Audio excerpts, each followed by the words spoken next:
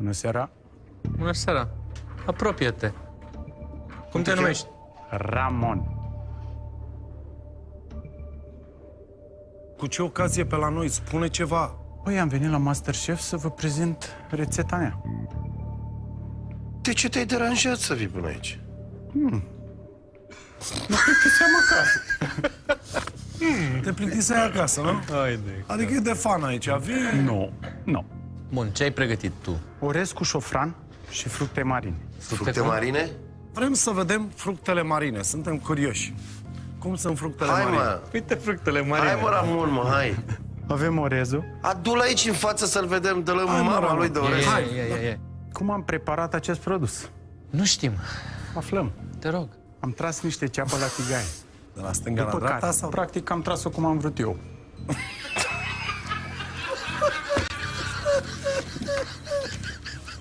După care am adăugat un pic de unt. Și ai pus un ananas. Nu vă contrazic. Așa ai spus. Mergi mai departe, ok. Da. Tu ești cu noi? Dar voi sunteți cu mine? Doamne, nu cred, mă. Mai departe. După care am pus coicele. De care scoici? Cum? Am tras și crevetele un pic la tigaie. Cum ai vrut tu? Practic, da. Teoretic. Teoretic, cum ești?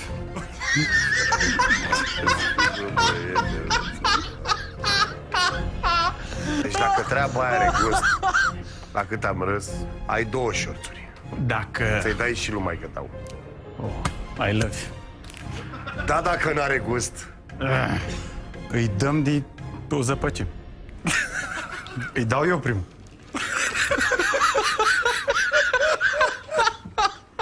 Bă, e comestibil.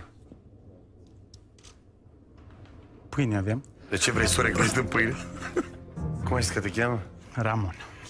Cirean. Cireanu. Numele lui nevastă mea. Dar al tău care era? Balan. N-am vrut. Jur, n-am vrut.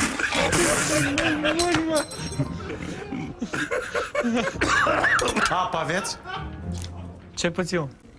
Ce are? Și eu una. Eu am cerut pâine, dar... Nu știu cum pot să le iau să-l... Nu, că n-am de gând să-ți mărturesc hainele. Ar fi ceva de genul așa și să încep să mănânc, nu? Nu? Ce are în el de este galben orezul? Un pic, un vârf de șofran.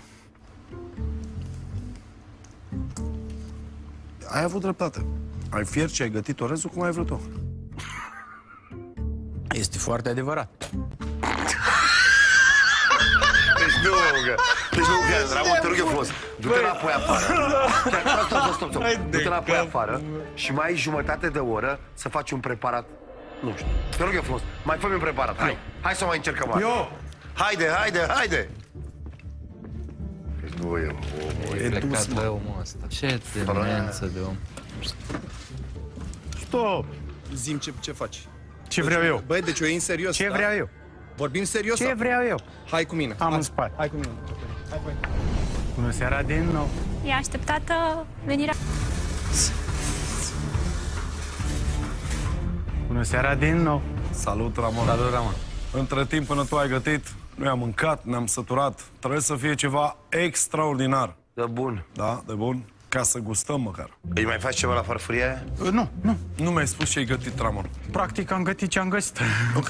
Repede. Avem un piept de pui, umplut cu bucată de șuncă, un pic de cașcaval în interior, niște legume trase la grill, La grătar. la grătar, iar aici am niște legume trase un pic în unt. Am uit să văd dacă ai puiul gătit, Ramon. Corect.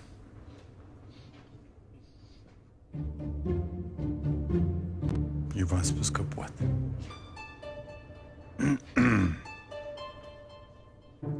Merge? E bună?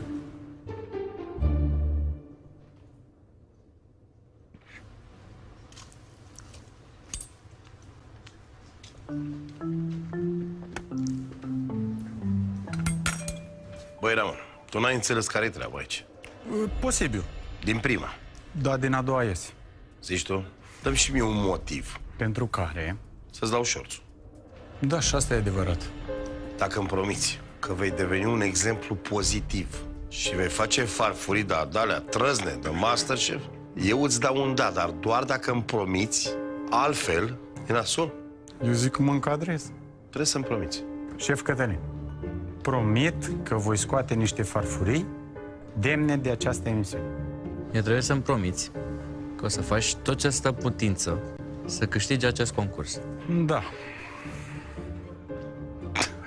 Dacă tot mergem așa departe, aș putea să iau un avans din premiu.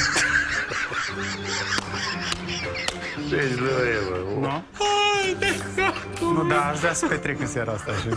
Nu putem să-ți promitem așa ceva, dar dacă vrei putem să facem puțin anchetă, să te ajutăm cumva. Să fie primit. Promit că... Nu așa. Nu, nume propriu. Șef Florin, promit că voi lua premiul emisiunii și promit că acest premiu îl voi lua meritat. Băi, nebunit la cap. Păi da, trebuia cu prima să o leg. Ți era rău? Nu ai Da. spus treaba asta? E deschisă gazul și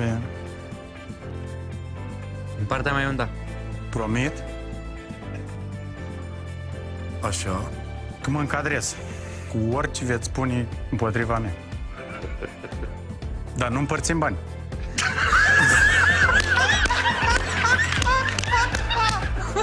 Practic am rate fixe și nu pot să... Talentul nu te recomandă. Da, Ești praf. Da. Deci, așadar și prin urmare am un da. îți mai trebuie, ai un șorț. Deja. Ai 2 de da, Da, dar eu vreau 3. deja ai tupeu. M-am gândit și la asta, dar am să încerc. Deci nu se poate, bă. Deci, ne încadrăm? Sunteți cu mine? Am ce să-i fac la E plecat de acasă, mă. dus, mă. Mă, ce faci, mă? Ce să zic? Să ai grijă de el, Ramon. Mulțumesc frumos. Ramon, promisiunile sunt promisiuni și trebuie să te ții de ele. Practic, așa trebuie. Și teoretic? Mai vedem. Fugi. Mulțumim, la revedere. Fugi, Ramon. Trafalete, te-am pupat. Stai un pic. Ți-e foame. Nu, dar n-am gustat-o asta și... Nu pot să cred. Și ne-ai dat nouă fără, să mâncăm fără să guști. Am plecat. E dus. Dacă n-are toți boii, nu iar. Bravo, iubire! Te-ai uitat la Masterchef, da? Știi că urmează 2 probe care sunt super grele. Decisiv. Vezi că acolo nu mai e cu Caterin, că n-ai ce să faci. Îi dăm pe ei practic.